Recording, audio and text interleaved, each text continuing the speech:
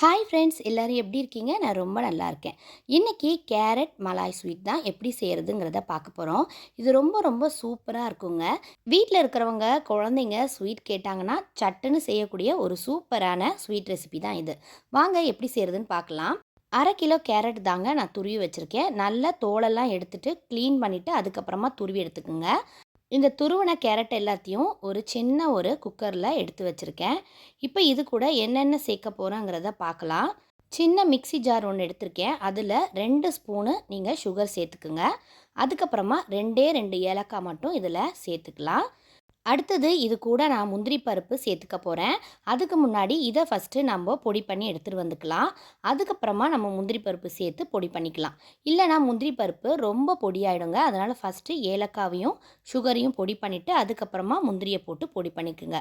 பாருங்கள், முந்திரி நமக்கு ஒன்று இந்த மாதிரி கிடைக்கணும். அப்போ தான் ரொம்ப சூப்பராக இருக்கும். இப்போ இந்த பொடி பண்ண இதை எல்லாத்தையுமே நம்ம எடுத்து வச்சுருந்தோம் இல்லையா, அந்த கேரட்டில் அப்படியே நம்ம போட்டுக்கலாம். இப்போ இது கூட 2 கிளாஸ் நான் பால் ஊற்றிக்கிறேன். தண்ணி ஊற்றாமல் காய்ச்சாத பால் தான் இது, அப்படியே ஊற்றிக்கலாம். இது கூட கொஞ்சமாக தண்ணி ஊற்றி சேர்த்துக்கிறேன். பாருங்கள், ரொம்ப தண்ணி ஊற்றக்கூடாது.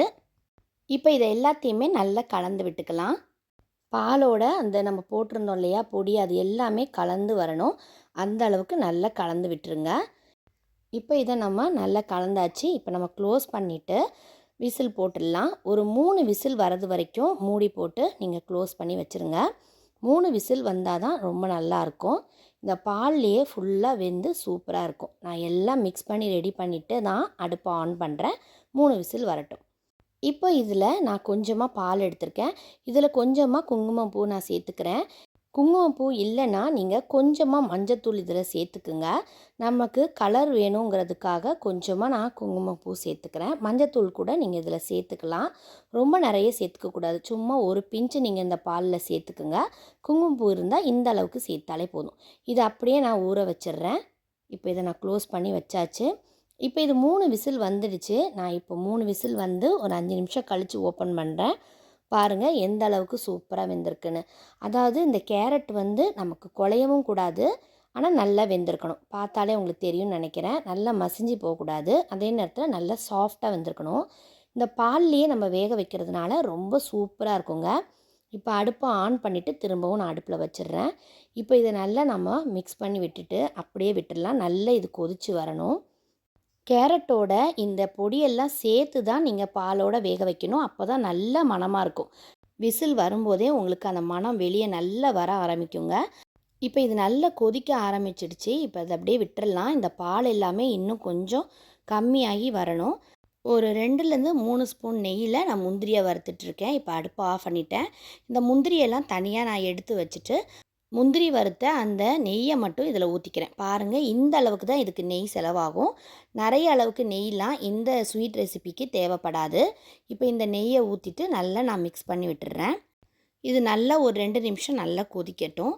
இப்போ இதில் கொஞ்சம் பால் கம்மியாகி வந்துட்டுருக்கு. இப்போ இந்த ஸ்டேஜில் நம்ம சுகர் சேர்த்துக்கலாம். கேரட்டே கொஞ்சம் ஸ்வீட்டாக தான் இருக்கும். அதனால் நீங்கள் சுகரை மட்டும் பார்த்து சேர்த்துக்குங்க.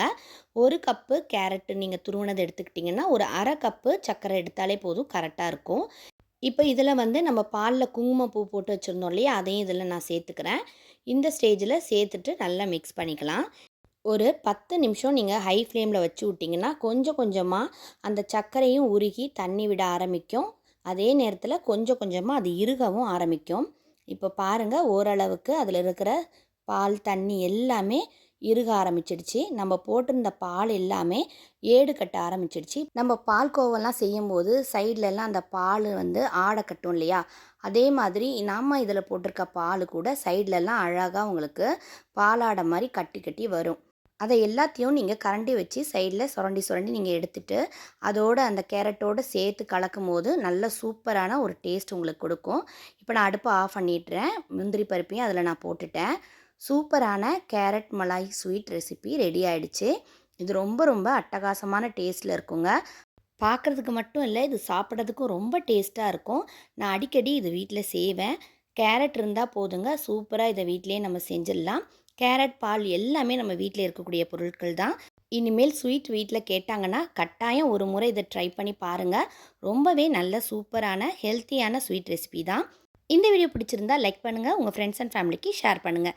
மறக்காமல் சப்ஸ்கிரைப் பண்ணுங்கள். தேங்க்யூ.